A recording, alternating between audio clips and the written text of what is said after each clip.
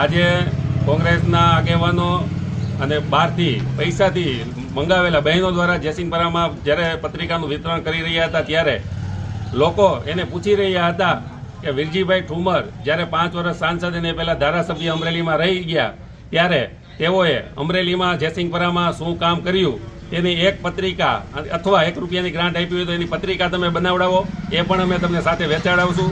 એ સિવાય જ્યારે વીરજીભાઈ કિસાન વિકાસ ટ્રસ્ટના નામે જયસિંહપરાના ખેડૂતોના સાતીડાના પૈસા લઈ અને જયસિંહપરાના ખેડૂતોને એક પણ હાથી કાંઈ આપ્યું નથી, જેનું પણ જો જેણે આપ્યું હોય જયસિંહપરામાં એક પણ ખેડૂતને તો એનું પણ લેખિત લેતા આવે। એ સિવાયના જો એ કહેતા હોય કે અમને આવી રીતે ગાળો દીધી આ દીધી, એવી કોઈ બનાવ બન્યો નથી। માત્ર ને માત્ર લોકો દ્વારા એને પૂછવામાં આવી રહ્યું છે, જયસિંહપરામાં વિરોધ થઈ રહ્યો છે કે વીરજીભાઈ સંસદ હતા ત્યારે 1 પણ રૂપિયાની ગ્રાન્ટ આપી હોય તો એનું લેખિતમાં લેતા આવે પત્રિકા, એ પણ અમે જયસિંહપરાના લોકોને વેચાવશું, સાથે પ્રચાર કરશું। આ રીતનો એને સાથ સહકાર આપી અને તેઓનો વિરોધ લોકો દ્વારા થઈ રહ્યો છે અને તેઓ હારવાના છે તે ચોક્કસ છે, એમાં કોઈ શંકાને સ્થાન નથી। અને અમારું જયસિંહપરા ભાજપનો ગઢ છે અને સ્વાભાવિક છે આજ દી સુધી આવડા મોટા વિસ્તારમાં સાંસદ તરીકે જેની બેનના પપ્પા રહ્યા 5 વર્ષ ત્યારે 1 પણ રૂપિયાની ગ્રાન્ટ આપી નથી, એટલે લોકો સ્વાભાવિક છે પૂછવાના છે, આપી નથી એટલે વિરોધ પણ કરવાના છે। બીજું કંઈ હતું નહીં, આટલું હતું। અસ્તુ, જય હિન્દ, જય ભારત। અર્જુનભાઈ સોસા, પૂર્વ જિલ્લા કોંગ્રેસ પ્રમુખ।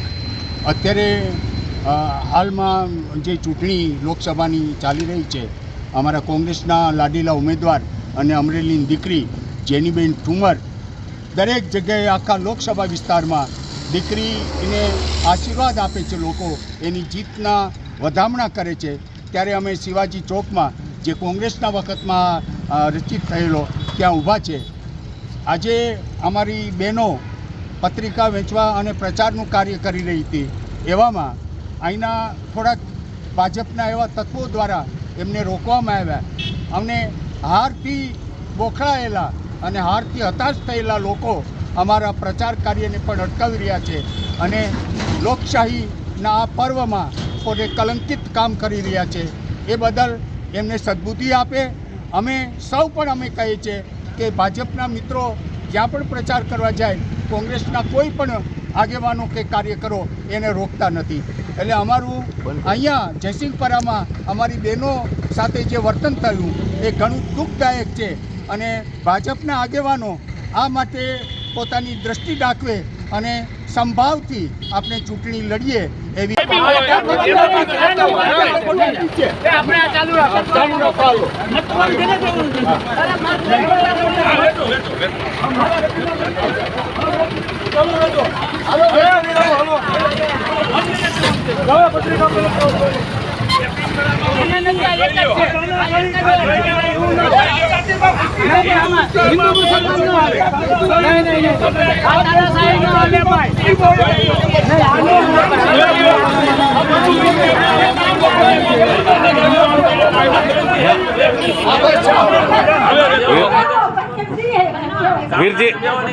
વીરજીબેન તમને તો ઓળખતા કોઈ?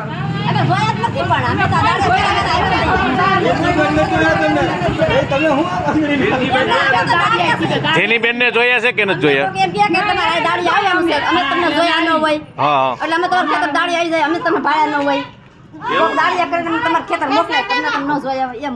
પણ એને કઈ અહીંયા જે બનાવ્યું ને પેલા જે સાંસદ સભ્ય હતા ત્યારે હું તમે બનાવ્યું છે એનું લેખિત લઈને આવો, આપણે અમે બધા પત્રિકા વેચશું એમ કે તમે જયારે જે સાંસદ હતા ત્યારે હું બનાવ્યું હતું એ લઈને આવો।